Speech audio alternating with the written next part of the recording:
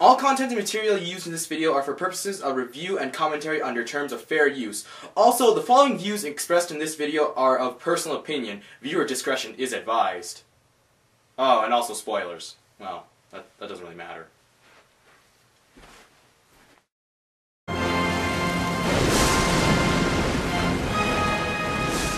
Hello ladies and gentlemen, and welcome to StormKing Initial Impressions of Sword Art Online! So Sword Art Online, what are my initial impressions? What are my initial impressions of the first arc of the Sword Art Online storyline?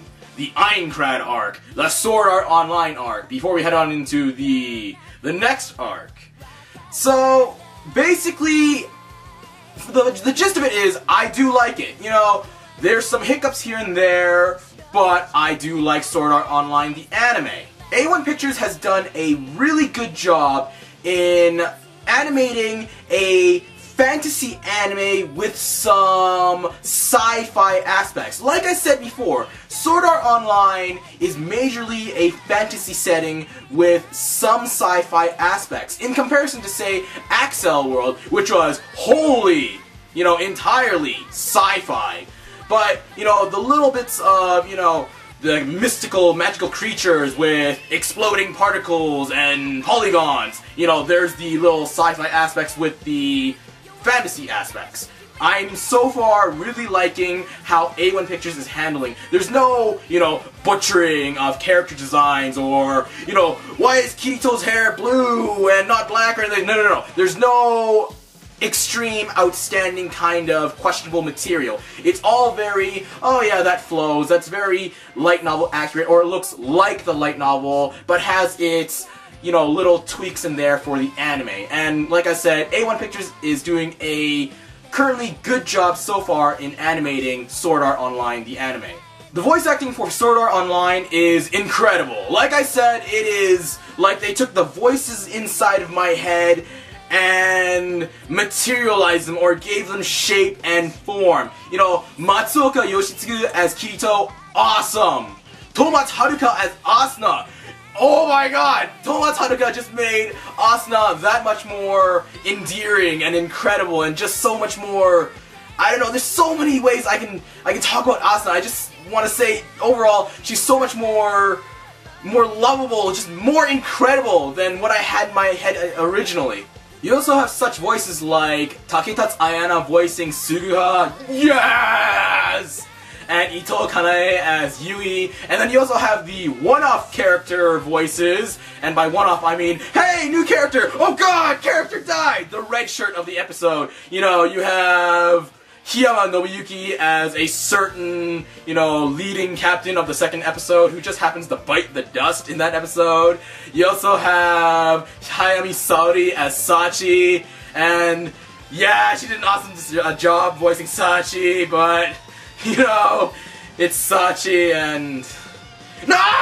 Sachi! So overall, I have no complaints whatsoever to the voice acting in Sword Art Online. Everyone is doing a above and beyond job.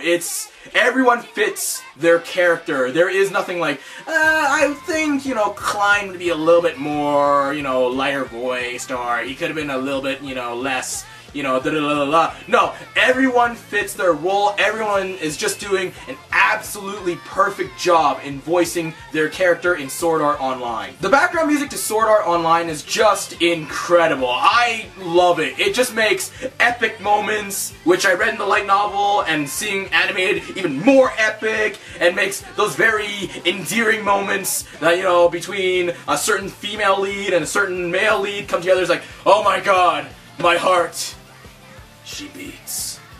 Jokingly, Sword Art Online's background music is comparable to Fate Zero's, background music in, the whole, epic moments, slow, mellow moments, rising moments, and, so on and so on. But because of this kind of, comparison and, almost familiarity between one another is what makes Sword Art Online, that much more awesome. Holy crap, your music is very similar, but, has a touch of similar feeling to Fate Zero. That's incredible and awesome! The opening and ending to Sword Art Online, the first ones that is very good. I love the quality of them. I'm more for the opening than the ending, but that is just me. The ending to Sword Art Online is sung by Tomatsu Haruka, and it has a very mellow, calm, with a feeling of hopefully we'll get out of this virtual prison that we're stuck in feeling to the song. And is very nice, very well done. Again, I'm more for the opening than the ending, but the quality to the ending is very well done. The opening to Sword Art Online, I love. It is an incredible opening. It is sung by Lisa, and it builds up perfectly. I just love the build up, almost as if it's just like, alright everyone, prepare your potions, you know, get your buffs ready, get your good armor on, all your good equipment, get your sword skills ready. If you have any unique skills like dual blades or holy shield and all that crap, get it ready. And then, bam! Climax, battle begins, and I love the opening, which is sung by Lisa. It is an incredible opening. I've never been, you know, this hyped about an opening, you know, in such a way for a long time. Lisa did an excellent job in singing and performing the opening to Sword Art Online. I love it. It just was awesome. The energy behind it, it was just incredible.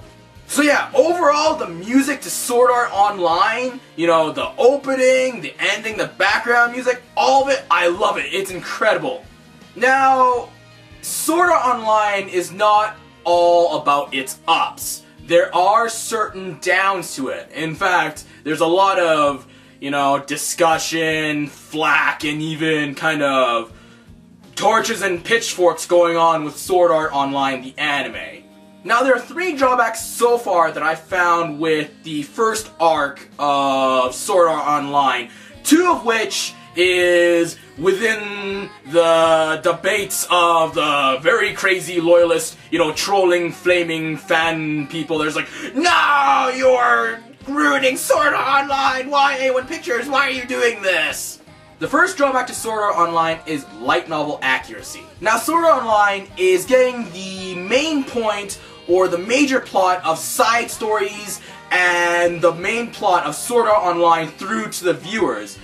But there are some problems when you bring it over to the light novel readers, and when the light novel readers start watching certain episodes of certain side stories and the major plot itself. Now, there are some parts of the light novel which is shaved off a little bit, or, you know, kind of skimmed off in order to just get the main idea and plot of the story through in that episode.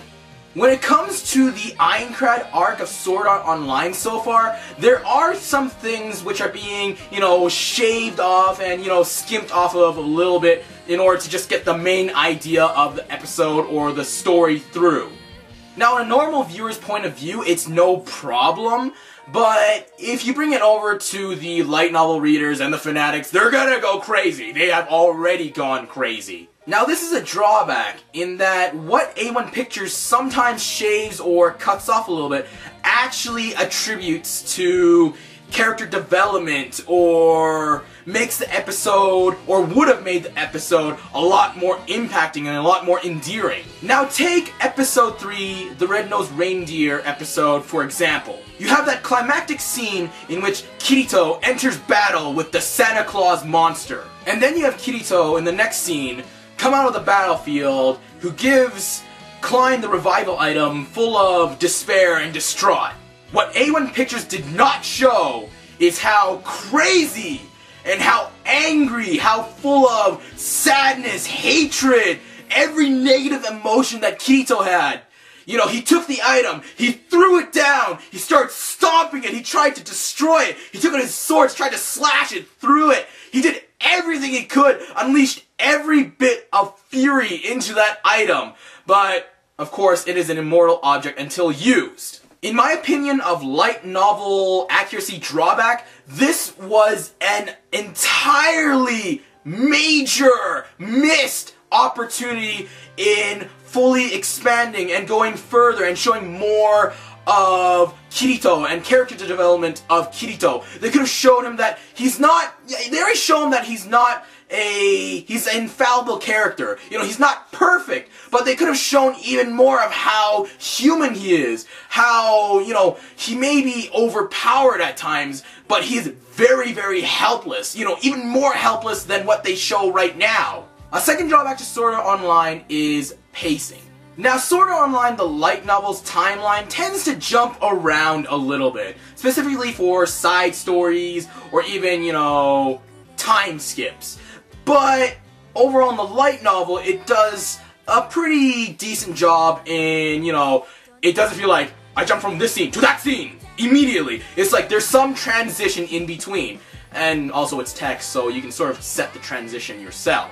Now when it comes to the anime of Sword Art Online, it does exactly just that. It jumps from here to there, from this year to 7 years to 7 months before to 24 hours before, etc, etc. Now even though Sword Art Online jumps around a little bit, the anime could have done a little bit better in the pacing between, you know, each episode or each event or each day of transitioning and so on and so on. Sword Art Online in the early episodes doesn't feel streamlined. It feels very rough. It does feel the pacing that is, you know, wonky and very jumpy. But in later episodes, it does, you know, smooth it out a little bit. But then again, after reaching the main plot, you should be smoothing out. Because the first couple episodes are side story episodes, and they're very jumpy. But I felt that they could have, you know, smoothed out the transitions between each episode a little bit, you know, just a tad. Now the third and final drawback to Sword Art Online the anime is not even a drawback at all in a way. It's not major, it's just in my opinion and some other people's opinion, and it's just I decided to spew it out loud, is A1 Pictures, you know, selling Asuna too much. Everyone knows, and the way that it's presented, Asuna is the major heroine of Sword Art Online. But sometimes, in my opinion, I find that maybe A1 Pictures is trying to, in a way, force Asuna, you know, into my view, or trying to force her endearment and loveliness onto me. I get the fact that Asuna is very lovable, very strong, a very strong female, and is very dutiful, very cute at times, very selfish child, but in a cute way at times. But sometimes A1 Pictures just forces that onto me, or tries to push it too much.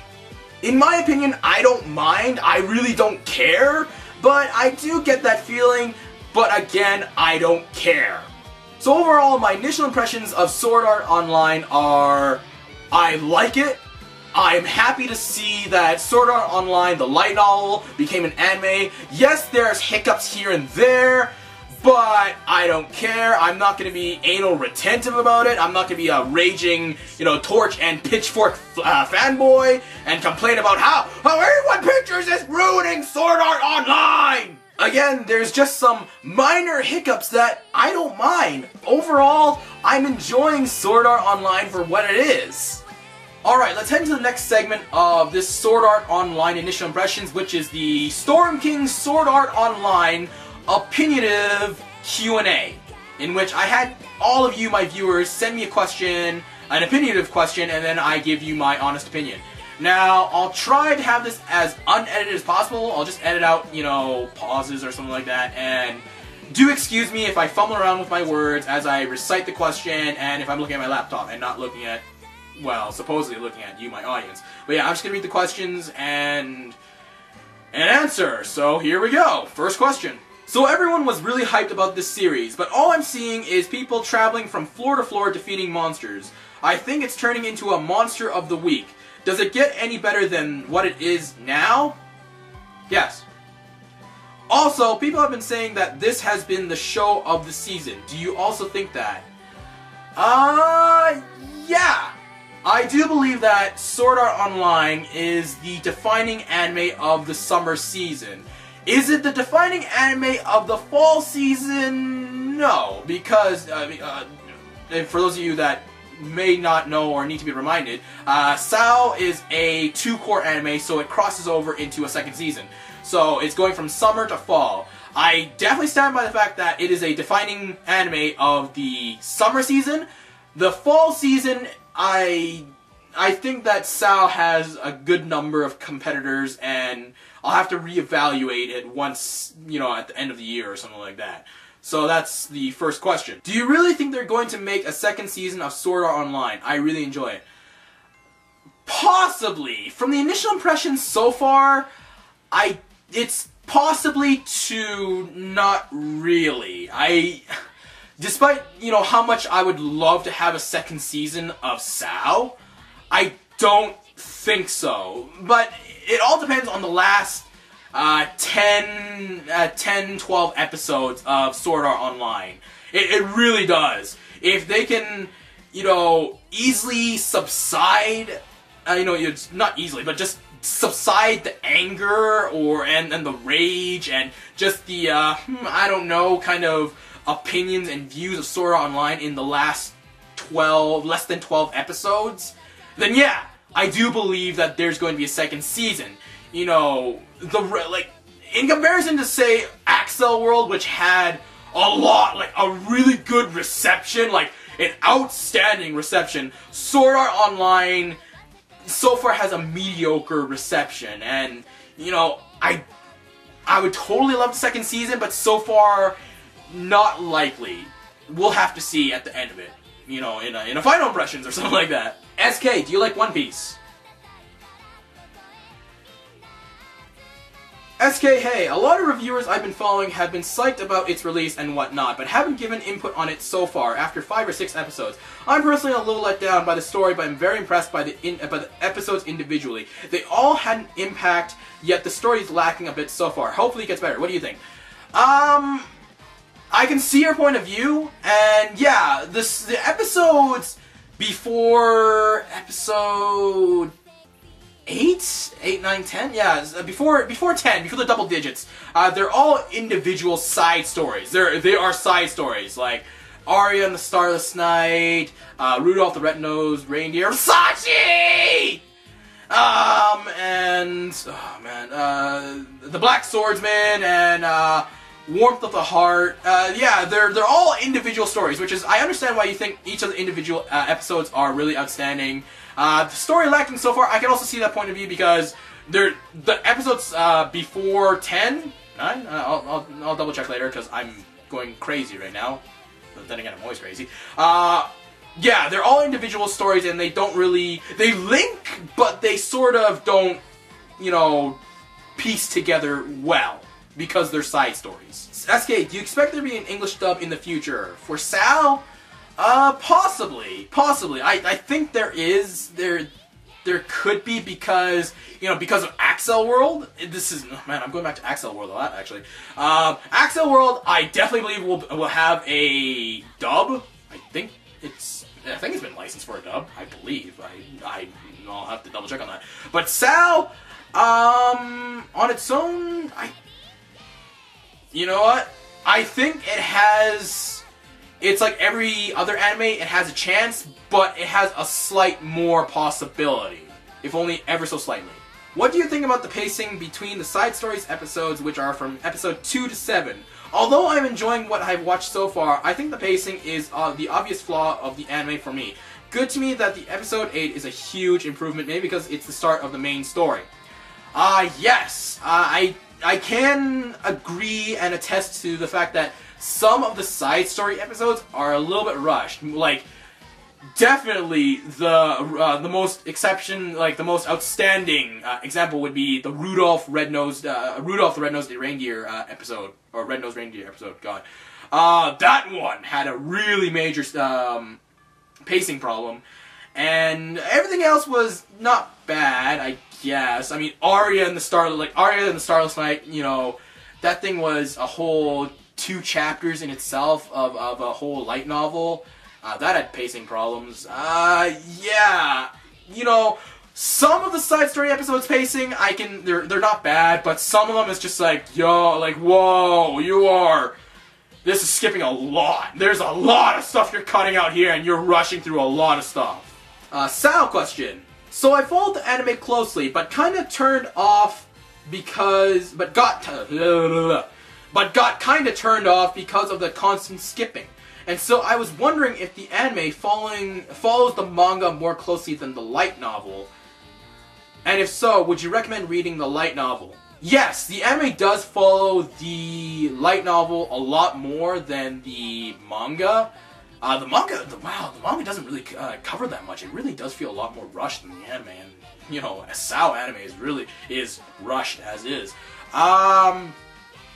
Yes, so the anime does follow the light novel a lot more closer than its manga counterpart. And if so, would you recommend reading the light novel? What do you think? What do you think of 7th episode? I honestly think that they rushed it, and to me they did a pretty bad job of putting 3 chapters into just 23 minutes. I would like to know your thoughts about this, if you please, my king. First of all, 7th episode was not 3 chapters. The Warmth of the Heart was 1 chapter. It was actually a chapter / short story. I think pacing-wise, it's gonna have that pacing problem, as with sort of that is the problem so far for Sword Art Online. Overall, I think it's not bad. They introduced Lisbeth pretty well. I think it's not bad. 7th episode, not bad. You know, yeah. Pacing aside, I think it's good. SAO is okay. I liked the story and the concept, but I didn't like how in every episode they kept skipping. The freaking latest episode is already 2 years later. Why do they kept doing that? Why do they keep doing that? Sword Art Online Sword Art Online in the first 2 volumes, which is Aincrad and the short stories, are not a one consistent timeline. The first volume is like the first episode. You have the introduction of, oh crap, we're stuck in the game, and then it jumps 2 years later. That's how SAO is. That's how SAO is. The short stories, they were all in different times, and yeah, the anime tried to piece together a chronological story in that, okay, you have the incident, you have the Arya and the Starless Night, you have the Red-Nosed Reindeer incident, the Black Swordsman, Warmth of the... Black Swordsman, Warmth of the Heart, and then into the main story. Why do they keep doing that? Because that's how SAO is. That's how SAO is. Because volumes 1 and 2, 2 is the short stories, which goes through, you know, it's just a short story. Volume 1 is incident 2 years later, and then there's Volume 8, which is a side story, which is another side stories volume. So yeah, that's why Kawada Neki did it, because I don't know, he just did it. There's no reason other than that. Hey StormKing, I've been recently watching Sword Art Online and would like to know what kind of genre the anime is, and also, are there any differences between the light novel and the anime? You can answer this question in your initial impressions. Sword Art Online is a action, drama, sci-fi, fantasy, somewhat tragedy, adventure anime. Yeah, that's, is there anything else I can think about it? Yeah, that's the genres it is. The difference between the light novel and the anime, man, there's a lot of differences. One major difference is that the anime chronologically dictates, all the events that happen, whereas the light novel, does, because it's a light novel, it can just have the main story, side story volume, and then into the main story, and then more side stories. Another difference is that I can't really bring pacings into the differences, because light novels and animes always have that. The pacing cannot be attributed. Oh, the anime cuts out some parts, some significant parts. Like, there's some significant parts which I can comment on. that they cut out. Most notably would be the Arya and the Starless Night, because there's a lot more to that. The Rudolph Red-Nosed Reindeer episode, there's a lot more that happens after Kirito defeats Santa Claus and before he returns to Klein. There's some missing stuff there. Yeah, that's the most notable differences so far between the light novel and the anime. What do you think of the jump from the SAO world to the ALO world, despite the name of the anime being Sword Art Online? Nothing really. It's the series, the franchise is still Sword Art Online. It's just the name of the game. It's like the anime is called Sword Art Online, and the game is called Sword Art Online, and then the next game is Alfheim Online, and there's no problem with it. I have no problem with it. I was just like, hey, we're going into the next world. It's just like, oh yeah, yeah. So SAO to ALO to GGO to Underworld. You guys don't know Underworld yet. So yeah, I don't mind it. I think it's fine. You know, the series is still Sword Art Online, but it's just the game change. Still swords. Yeah. So that's it for the Q&A section of this initial impressions. If there's anything else you want me to answer or would like to ask me, feel free to post a comment in the comments down below. Feel free to post it in the comments down below. Wow, I'm fluffing up my words so hard. And I'll answer it through the comments. Yeah, I'll answer through the comments, and yeah, I'll do it as usual. Because whenever you guys ask me a question, I will usually answer. I may not answer in like 24 hours or something like that, but I'll definitely answer. So that's it for my initial impressions of Sword Art Online. And I'll see you in the next Sword Art Online video, which will most definitely be the final impressions of Sword Art Online.